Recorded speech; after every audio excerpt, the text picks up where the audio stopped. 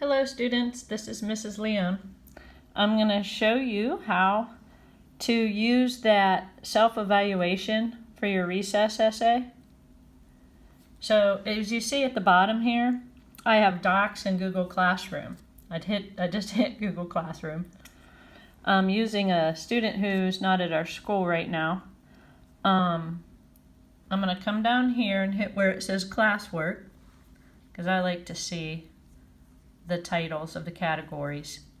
Under multi-paragraph essay, we have our recess 4-paragraph essay. Now down here at the bottom is this arrow.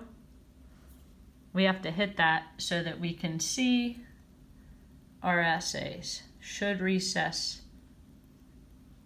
be recess? Now this is not that essay. I posted an old essay from an old student on here. But now I'm going to bring up down at the bottom, and I'm going to take this doc and slide it over because I want to create a split screen. And then here, I do believe, is the self-evaluation. Now if yours doesn't show up when you hit that, you may have to open it and then close it so it shows up on your doc, but it should be there. Now, in order to do a full split screen, there's this little line here. I'm just going to slide down on it. That line moves here. I'm going to move it over a little bit. Now you watch the videos, the difference between revising and editing. And first part of this is all about revising, making it better. So here's how I want you to do this. You'll go through each one of these and hit yes or no. Now this was optional, having a hook. So if you don't have a hook, just come here. Keep your finger till the circle shows. It's selected. Now I'm going to come up. Oh, you know what? I forgot. I can't do anything till I hit this red or blue pencil down here. Forgot all about that. So now mine shows up like this. So once it's selected, I can come up here and I could hit the highlights. It's the pen, highlighter pen, and I can use any color. I'm going to hit green, maybe you pick orange, okay? So now it's highlighted. No, I didn't do that, and that's okay. You weren't supposed to. If you tried to do a hook, we didn't really learn it, then hit yes. It's not a big deal. But you did have to do this part. Do you have background information? So you're going to come over here and you look, is there background information? This video, this essay is about our video's good for kids. And so here's her background right here. Did you hear that? Did you hear that sound? It's you after you play video games. If you're a gamer, then you know the temptation of wanting to constantly play video games.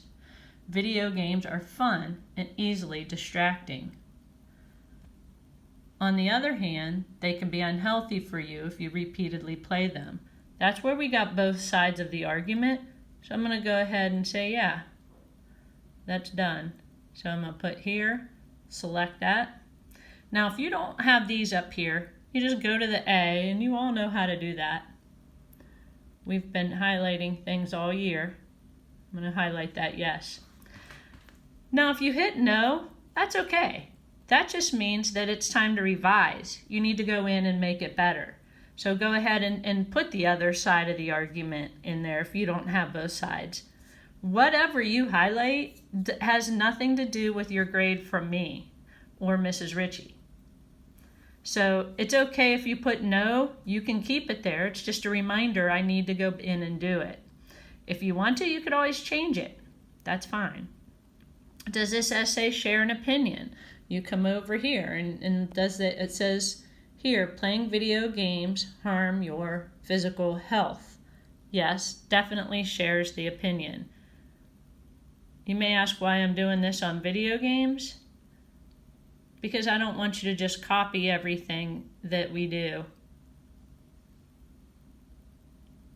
for your recess essay. So this is an essay we did last year, and we would have done it this year if we would have had time. Do you give the point of each paragraph? Well, here it says For instance, they can affect how much sleep you get and cause strain. So I know the first paragraph's about sleep and the second is about body strains. So yes, definitely there is something for each paragraph. That's my thesis. So that thesis is good. Are there transition words? So now you come over for your body paragraphs. Do you have that transition word to know your first point and your second point? This person did. They have first and in addition. You could also have secondly there. That's fine as well. Both of those are good. If so, all you got to do is come here, hit yes. And I know this is timely. It's unfortunate. If you want to, do it with pencil first and then you just have to copy it because you do have a copy of this. So I'm just going to type first, and I'm going to come down here and put in addition. So I got that done. And you're going to go through and do this whole thing. Do you have a topic sentence? All right, she does. Playing video games leads to loss of sleep. Playing video games may cause strain. So now we know what both of those paragraphs are about. Do I have a topic sentence for body 1 and 2? Yes. Does the order of my sentences make sense? Do they read smoothly? Do they stick to the topic? That's basically just a flow for organization. So I'm going to put yes for those. You go through. And you have your conclusion. Let's see. How did she do in the conclusion? In conclusion, when one considers a loss of sleep and body strains, it is clear that playing video games is harmful to your health. And then a final thought. Instead of playing Fortnite, go outside with your dog, do the dishes, do something. Think about it. Do you want to constantly hear that moaning after playing your video games? Okay, so stays on focus. Those would be yeses. Then you can come up here. And how many points would you rate yourself? A 4 would be mastery. You think you got all yeses. 3, it's pretty good. Give yourself a 3. 2, weak. 1, minimal. Again, your score doesn't count. It's what we see. It's just good to evaluate your work, that's all. Now you get to part 2, evidence and elaboration. This is everything we've learned about our paragraphs. We've learned how to elaborate, how to have evidence, all the things you need to do with evidence, all right? You've got your body 1 you need to go through, your body 2 you need to go through. If at any time you're not understanding what it should look like, you have an example within your Google Classroom, that student example of texting and walking, and that will show you what it should look like. Once you get all of those answered, you're going to come down here, and this is the editing part because this deals with capitalization, punctuation, spelling. Are your sentences awkward? Again, this is the editing part. So you don't have to read it all over again. Skim through each part. Do I use capital letters at the beginning of sentences? Go to your punctuation. Make sure the next is capitalized. I'm just skimming. I'm not even reading. I'm just looking for, there's a period, capitalize play, period, capitalize F. And I just go through my whole thing like that just to make sure I did that. If so, you would come here, hit yes. I seem to have done well on that part. Select, why aren't I working it here? Come up here, orange. Okay, so now, any titles, did I capitalize my titles correctly or people's names? So I'm looking here. That's capitalized pretty well. Again, I'm skimming, looking for people's names. There's an author's name. And that's capitalized, so that's right. There's an author's name. That's capitalized, so that's good. All right, seems to be good. And then these were our Hot Pocket words that we got through so far this year. If there's anything misspelled, then it might have a dot under it. You need to fix that spelling.